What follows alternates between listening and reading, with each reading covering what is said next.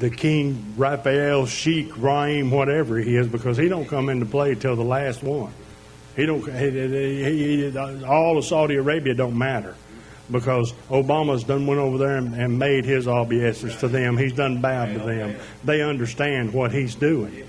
They're not getting upset because Gaddafi's gone. You ain't heard the Prince Sheikh of Saudi Arabia come out and say, well, you know, what Obama's doing is really hurting us. You're not hearing them say that. Saudi Arabia is very, very creepily, eerily quiet while all this is going on. It's almost like they knew ahead of time what was going to happen. It's almost like they're not worried because they know what the end result is going to be. They know what happens after Damascus is gone. They know what happens after Israel is gone. They know what happens after Ahmadinejad is gone. They know the end result.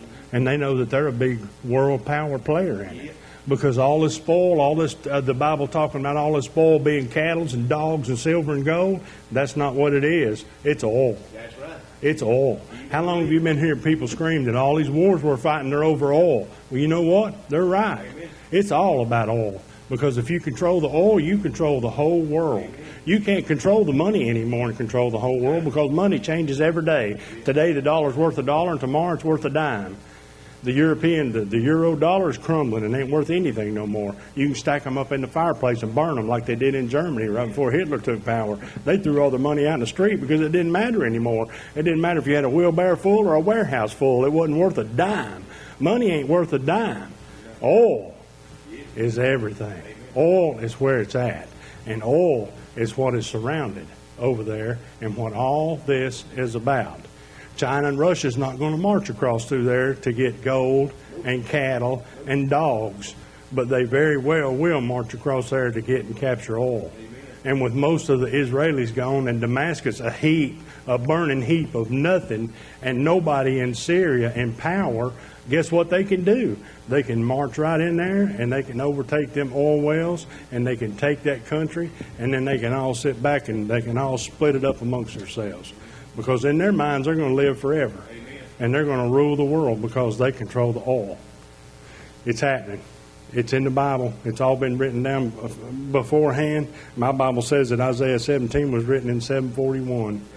3,000 years ago. 3,000 years ago, Isaiah saw this happen. And Damascus was a city then. And Damascus is still a city now. It's still the same city. It's still in the same place. It's still in the same country. It's still the same streets. It's never been torn down and it's never been taken over. But I guarantee you in the next few days, you're going to see Damascus go. Because Assad has got to go. And Obama has only got 13 months left.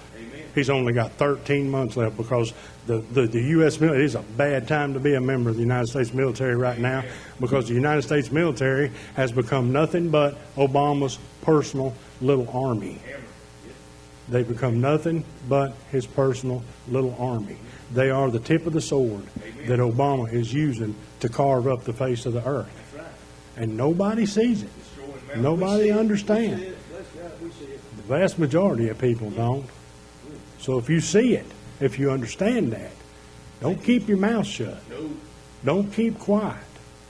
Don't keep sticking your head in the sand. Don't keep thinking that whatever happens in some town named Damascus that I ain't never heard of don't matter to me, because it does. Because it does. Because we're on the brink. We're standing on the edge. I've said this before, that my vision in heaven is Jesus is up, and he's got a chain wrapped around his neck, and he's yanking on it like a dog trying to get to food off a chain. And the Father is holding him back because something has got to happen. Something has got to happen to trigger the absolute coming of Jesus Christ and rapturing his church off the face of the earth. And it's got to be soon, because the church can't take no more. The church can't take no more because the church is back down. Amen. The church has dwindled itself. The church is just like the mustard seed growing up into a big giant tree. The church is huge. The Catholic Church represents 2.8 billion people. That's a religious thing. That's a church. Look at all the people, but it don't matter. For all their 2.8 billion people, look at what they're teaching. Look at where they're leading.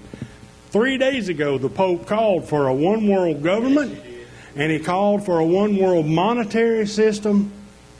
And if you think the Pope don't hold sway with people, you're out of your mind. The Pope is taking Islam into the church. Prince Charles has already visited the Islamic representatives in the United Kingdom and said that from this day forward, the United Kingdom bows to the Islamic rule. The Church of England will follow the paths of Islamic righteousness. So for all intents and purposes, the whole of the United Kingdom is now a Muslim nation. They're all Muslim nations.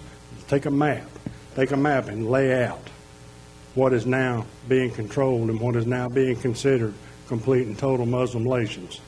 And guess what it's going to resemble? It's going to resemble the Roman Empire. Any questions or comments?